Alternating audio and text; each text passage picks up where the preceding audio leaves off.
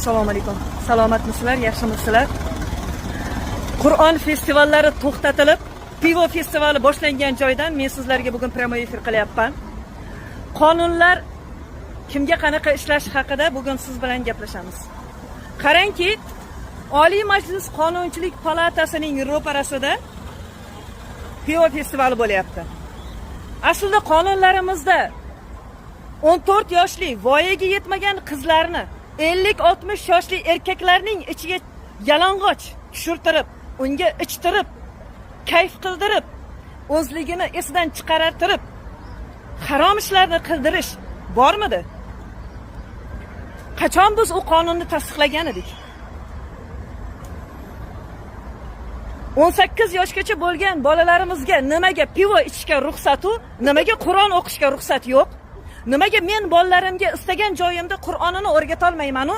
Nimaga bular meni bolalarimga sening erkinliging bemalol ichish bilan, chekish bilan, qimor o'ynash bilan o'lchanadi degan signalni bera oladi?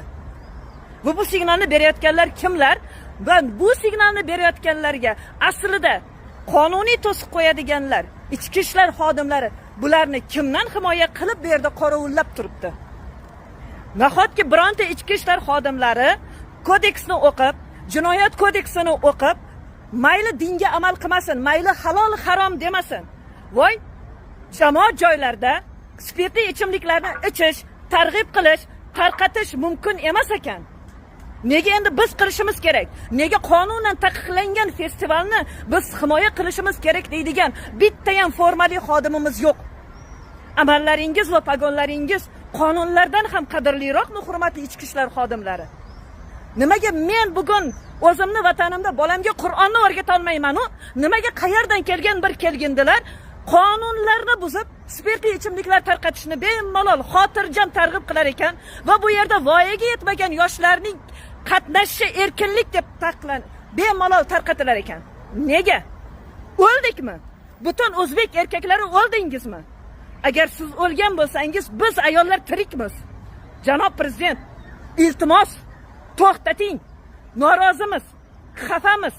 Bunday qonunni buzishlariga siz jim qarab tursangiz, biz jim qarab tursak, 14 yoshli qizlarni bemalol ichib, kayf qilib, erkaklarning ichida yarim yalang'och o'ynashiga to'sqinlik qilmasa-yu, ularning hijobga kirib, namoz o'qib, Qur'on o'rganishi jinoyat deb hisoblansa, bunday tuzumning 95% musulmonlarga nima keragi bor?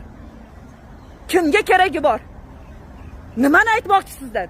Biz qarshimiz alkogollarga. Alkogolni bemalol tarqatib 14 yoshli